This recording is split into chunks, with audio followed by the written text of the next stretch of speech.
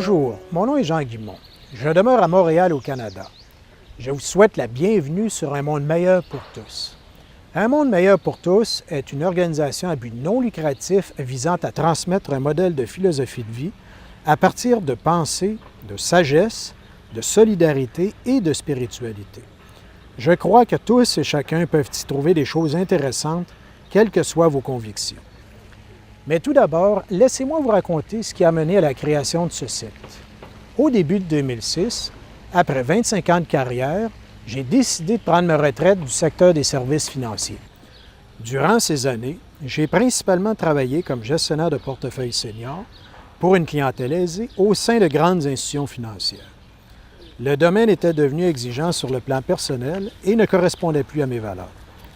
Je voulais faire autre chose, mais sans savoir précisément quoi. Après une longue période de réflexion, j'en suis venu à la conclusion que je voulais être mon propre patron et travailler sur mes propres projets. J'ai pris l'opportunité de bien identifier mes besoins. Les choses se sont alors mises en place. Croyant qu'il est important de redonner à la société, je me suis mis en mouvement. J'ai développé un projet de mentorat et me suis aussi impliqué dans l'aide aux devoirs auprès des jeunes.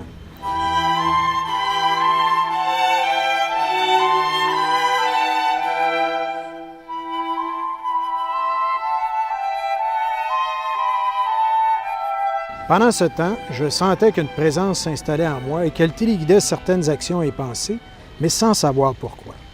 Cette présence se manifestait de différentes façons, mais surtout à travers les choses qui me passionnent, notamment la nature et les arts, et plus particulièrement la lecture et le cinéma.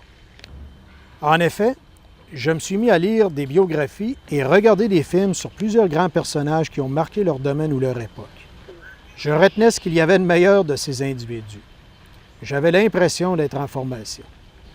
Sur le plan spirituel, curieusement, je me sentais attiré par l'oratoire Saint-Joseph, même si je n'assistais plus à la messe. Un bon jour, j'ai décidé d'y aller. À ma première participation à la messe du dimanche, j'ai été très impressionné par le décorum et les chants, ainsi que l'ambiance qui se dégageait de l'endroit. Cette messe est devenue un moment de ressourcement important dans ma semaine.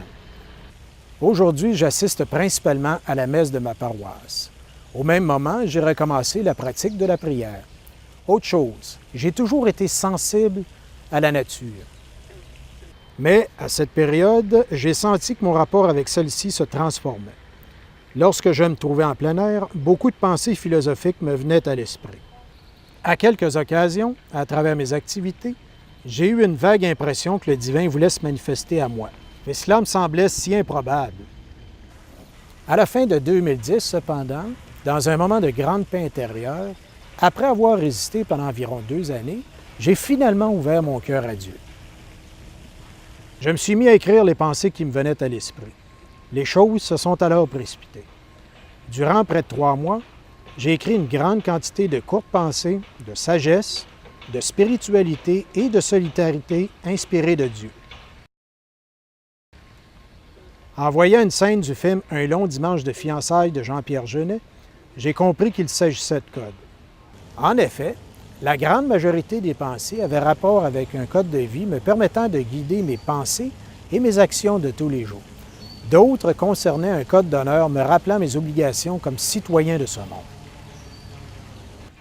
Une approche de la prière m'était aussi inspirée pour rendre hommage à Dieu, m'aider à mettre en pratique ces codes, conditionner ma journée et réviser mes actions le soir venu.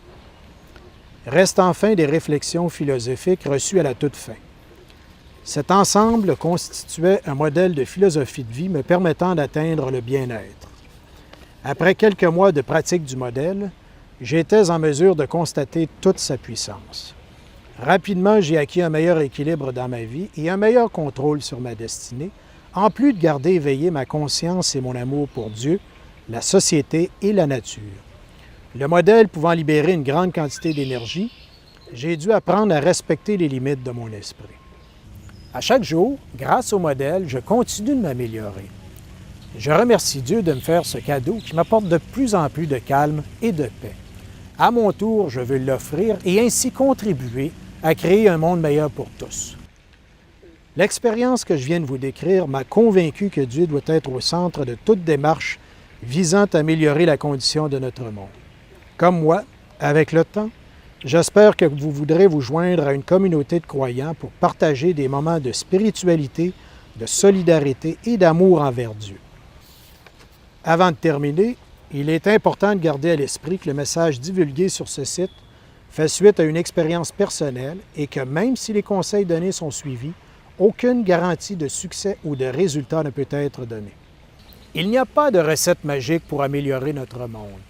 Ce sont nos choix, nos petits gestes, ainsi que notre engagement en temps et en amour envers Dieu, la société et la nature qui nous permettront de bâtir ce monde meilleur auquel nous aspirons tous. Finalement, je vous invite à consulter les conditions d'utilisation du site et la politique de confidentialité avant de continuer. Si vous n'êtes pas d'accord avec les termes qui y sont stipulés, n'utilisez pas le site. Je remercie toutes les personnes qui ont contribué à la concrétisation de ce projet. Je vous souhaite maintenant une agréable visite sur un monde meilleur pour tous.